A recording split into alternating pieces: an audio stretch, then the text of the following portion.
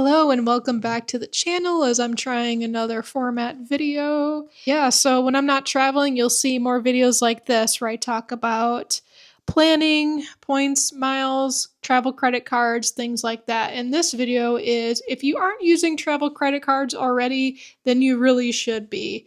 Or just signing up for any rewards program through a hotel or airline of your choice.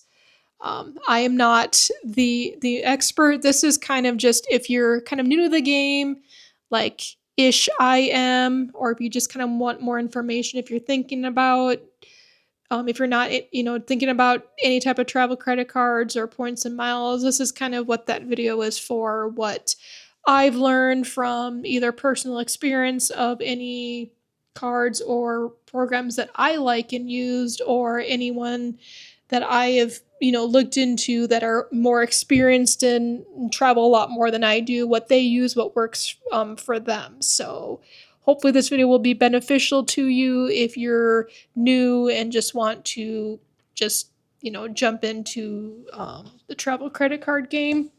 A disclaimer I feel like I need to say when talking about credit cards is use them wisely. Pay them off every month. Don't spend anything additional than what you were going to. Essentially, what I like to think about is I don't put anything on my credit card that I wouldn't be able to pay off with my debit card. Even though I'm not using my debit card, I'm using my credit card as kind of my debit card, but I am treating it like one. So don't get into credit card debt. I don't want anybody to do that as I am going through this video. So just the history about my credit card, besides, in my early 20s, I had store cards, just to build up credit, and just stores I liked. Those closed loop cards, they kind of helped you. It's like you can only spend money there. So, but looking back, I've always been kind of financially responsible. So maybe I should have gotten an actual credit card earlier than 26. That was how old I was when I got my first one. But hindsight, I was being responsible. Probably a good thing I did. So, but yeah, my first credit card at age 26 was just a Discover card. Um, it's been great. Like it was no annual fee. There's unlimited 1% cash back on everything. There are 4 different quarters where there's a 4 different 5% cash back. For example, right now, the quarter for April, May, and June.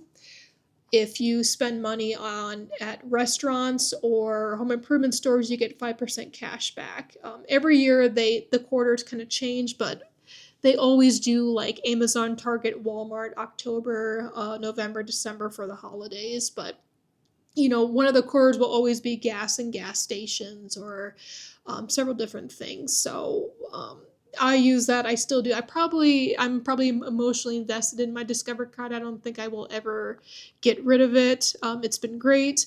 I referred my husband, I think a year after I got mine.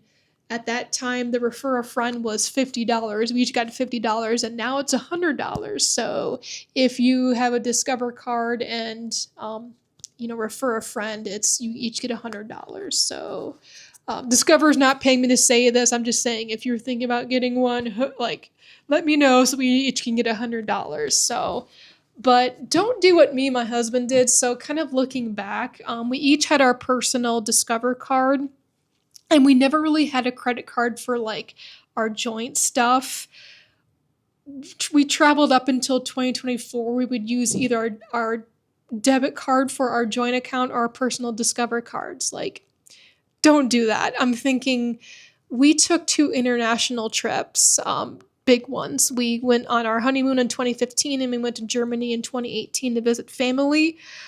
Discover card isn't really used. That's a big con. Like over in the U.S., if you go around, it's fine. It's widely accepted. But overseas, like over in Europe where we went, not much. So we just had our debit card for our joint checking account, and we were lucky that nothing happened, because if something happened to our joint debit card for our, like our joint checking account, all we had was a Discover card.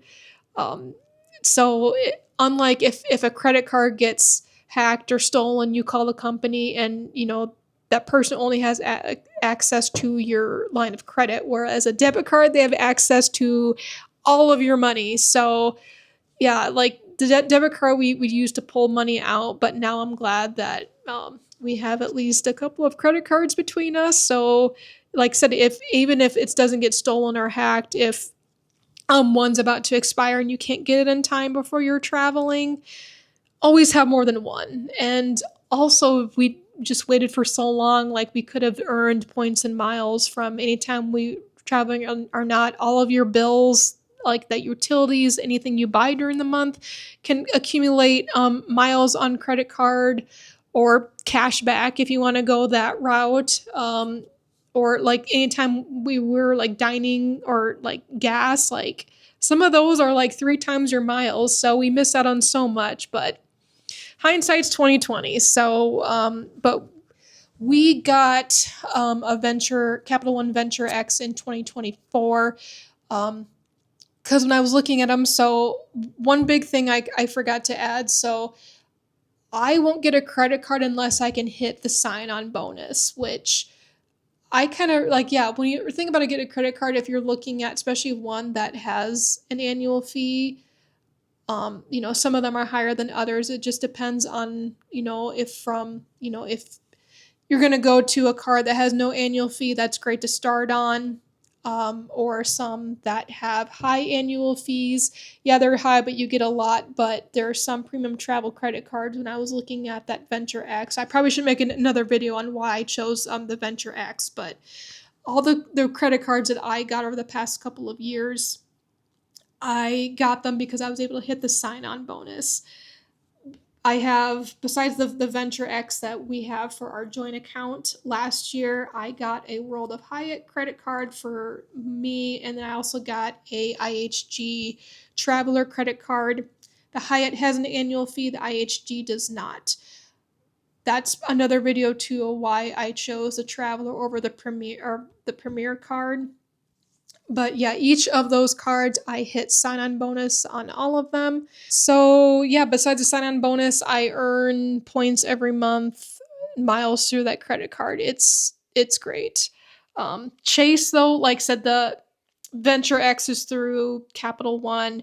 The World of Hyatt and IHG are Chase cards. Chase does have a rule, like, I mean, if you can get all these cards, like, great, but you can't sign up for more than 5 within a 24-month period. Or some people are just like, if you sign up for more than 2 per calendar year, they kind of flag you like, yeah, no, you don't want to do that. So within the last year, I've, signed up for the Venture X, World of Hyatt, and Chase. So, I mean, I'm good on all of those. Like, there's one I'm eyeing, but I'm like, I probably need to hold off. I don't need to get all of them. But anytime you're looking at a card besides a sign-on bonus, there are, many that don't have an annual fee. So if you're kind of on the fence and not thinking like, well, I do want a travel credit card, but I don't want an annual fee, Marriott, Hilton, IHG, they all, even not Hyatt, sorry, they're all their credit cards have an annual fee, but I think it's